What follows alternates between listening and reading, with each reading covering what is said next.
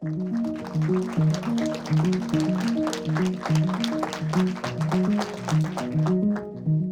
you all for being here. Thank you. Mary, let me start with you. What made you want to dig into the story of Sean Diddy Combs in the first place? So I had started this company, Maxine Productions, a few years ago, and part of the reason why I promise I'm getting to an answer to your question, sort of taking the long road. Part of the reason why I wanted to start a company was because I believed that we could apply a really rigorous journalistic approach to questions that course through popular culture, and in doing so, engage a large audience, and at our best, we could move the culture. Before founding the company, I had been part of the team that made Framing Britney Spears, and the response to that film was really electrifying and inspiring. And I said, gosh, maybe I should start a company where we're trying to do more of that, and was lucky to be able to do so. Shortly into the sort of the launch of the company, I partnered with Emma on directing a project, Quiet on Set, for our wonderful partners at ID. And part of what we were doing with Quiet on Set was applying a really rigorous journalistic approach to a question that was coursing through popular culture. What had happened on these sets that Dan Schneider presided over at Nickelodeon. And I will say that that question felt important to me because I believe that popular culture is the air that we breathe. It is tantamount to the air that fills our lungs. It therefore, shapes our sense of ourselves. Maybe the air analogy is falling apart there a little bit, but it is something that we inhale and that shapes us. And I also think, and I'll add another, analogy, and it's a mirror. It's a mirror that we hold to ourselves, and it reflects and it shows us who and what we are allowed to be and who and what we want to be, what we aspire to, and what we tolerate. So, that's one of the reasons why I believe it's meaningful to look at popular culture, and that's what we were doing in Quiet on Set. And the response to that project was also deeply inspiring, and we started hearing some rumblings, and Emma and Yoruba can tell you more about Diddy. This was well before any indictments, well before any filings, and it seemed to me at the time and to us later that here too was a story that pertained to popular culture, and it merited a really rigorous journalistic investigation. I will also say that timing is a meaningful component in story selection, and we're at a moment where the power dynamics have shifted. They're shifting again in myriad ways, but it has made it possible to tell stories about figures from the 90s and the 2000s who once wielded a great deal of power. Dan Schneider presided over these sets at Nickelodeon. We have many accounts of people who say he was domineering at best, and he's no longer presiding over sets at Nickelodeon. So it's now comfortable for people who once worked for him to come forward and share accounts that had previously been pushed into the margins. And we believe that the same might be true with Diddy. And Emma and Yoruba directed the project, and thanks to their incredibly hard work, we were able to bring forward the accounts of, 30 individuals, many of whom had never shared their accounts on screen before.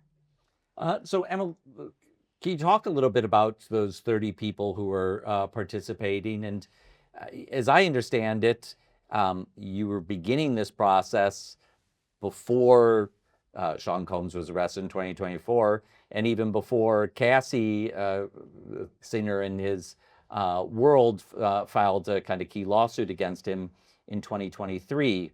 So what was that process like of asking people to talk? Yeah, that's always a fun process. No, it's good and it's bad. And I think, part of what had happened is we had been in this space talking to people before, the deluge of people were around, and started to build relationships. And over time, more and more people started wanting to talk to us. I will say there was a lot of doors that were also closed. And so a lot of the process is a process of rejection. When you're investigating, you come up against closed doors, you come against tantalizing clues or suggestions that there's a lot more there that you can't always access.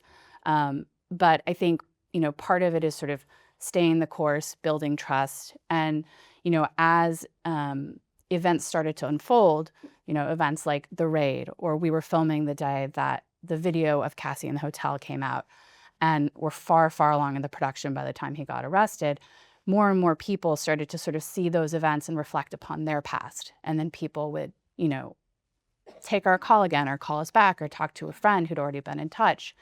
And, it's about building those relationships over time and knowing that, some people are ultimately going to come forward and some aren't, and meeting people where they are at that time. So Yoruba, can you talk more about building those relationships? And I mean, a lot of the allegations that you're exploring in this weren't even public when you were starting to dig into them. So, building on what Mary was saying is, there comes a point where people maybe are a little bit more comfortable to talk about them. How are you finding that? Yeah, I mean, I was just thinking about this. I think this is the first project that I've worked on that events were unfolding over, it was a course of 8 months, but they were unfolding, and it changed, as Emma said, it shifted what this series was going to be, and also who we were able to interview. So not only did people come forward when people also came forward, I think, out of anger and wanting to hold Diddy accountable.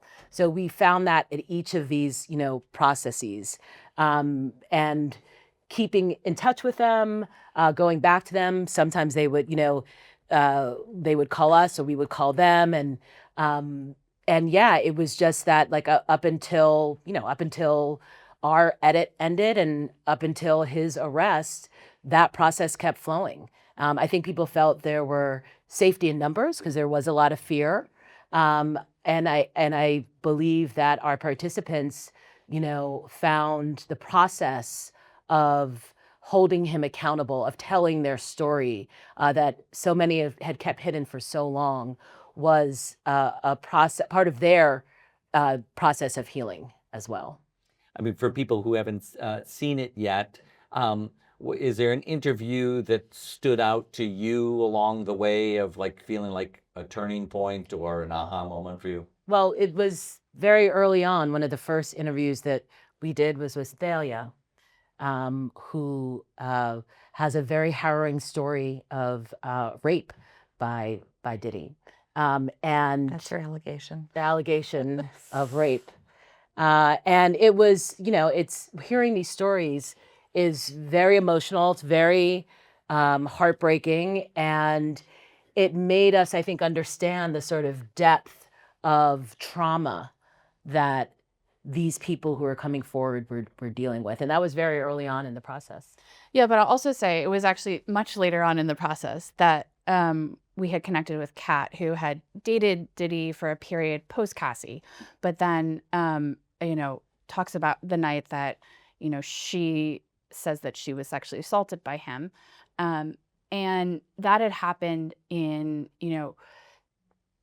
this was the context of why that felt so much of sort of a turning point from my understanding, was that this is after we had all seen the video in the hotel, the video that then Diddy posted saying, this is my lowest point. This is the worst, moment of my life. And the question was always like, was the end that I changed, right? Mm-hmm. And the question was like, initially, how far back did these allegations go? But then that sort of raised the question of, did he really change, right? And to what extent, has he been grappling with his own demons, and in what way? And when you hear this woman's account of, following the sort of aggression that she says she dealt with, it really raised a lot of questions I think we're now seeing play out in the trial, of, behavior that continued to the very recent present. We also had an interview that came in at the very last minute. We were locked on 4 episodes. We had our air date, and one of Diddy's former assistants, Phil Pines, approached us through intermediaries, and he was finally ready to share his accounts. He had accounts that we ultimately incorporated into a 5th episode, so we turned to our partners at ID and we all said, let's do this, and we pulled it together in a matter of weeks. It felt important, though, to bring his account to the story. He speaks in a really, I would say, sober and harrowing manner about being asked to organize events, which were not, he did not call them freak-offs, but in which illegal activity occurred, and he was also allegedly sort of pushed into participating in a sexual act that he wished he hadn't participated in by Diddy. That's his allegation. And he's carried an enormous amount of guilt and other sort of mixed dark emotions with him ever since then. And we had we just saw him out in LA a few weeks ago. We had an FYC event in LA, and it was really special. And he was on the stage with us, and he said that participating had been his therapy. And it felt great to hear that. It felt great to know that many months, this premiered in January, so many months after the premiere, and in the midst of all this coverage around the trial, that his participation was sitting really well with him, and that the audience response to his participation was sitting really well with him. So as this trial is going on now, what are you watching for to come out of this? Well, which participants in our film? Right, our participants of our film have one of them's being called to speak. We'll see. We'll see, probably this week. But also details, right? Details that this is the first time we've heard Cassie talk in detail about what happened, her mother on the stand. So for me personally, it's really, hearing the stories, from her, from people around her, filling in holes and adding information that, a lot of which we knew and reported, but now going deeper and getting a deeper understanding of these events and these allegations. Well, I was just going to say, one thing that we sort of always talked about is, part of the project was to understand his rise, because understanding Diddy's power was part of understanding the power he held over people. And it wasn't looking at sort of the trial of Diddy, right? What we're learning in this trial is in some ways different than what we were telling in the documentary itself. And so, while some of the details overlap, I think all of these stories, the allegations where the prosecution says, he ran a racketeering enterprise, things like kidnapping and arson. I mean, those stories have not been out yet. And that stuff, I think I'm like, okay, what are we going to see? Do you feel like your portion of telling the story is done, or do you feel like there's more for you to do? We're very interested in continuing to tell the story. We are, I would say, actively engaged in tracking it, receiving information. I think it's a story that, will continue to have significance in our culture for some time to come. And we don't know how this trial will resolve.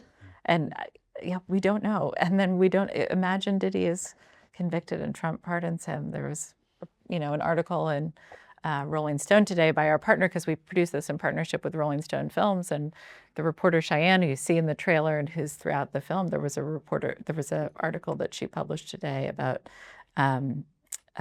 reports that members of Diddy's team are actively soliciting a Trump pardon. Well, we will look forward to more reporting from your team. Fall of Diddy is now out in the world. You can watch all 5 parts. Thanks very much to Yoruba, Emma, and Mary. Thank you. Thank you. Thank you.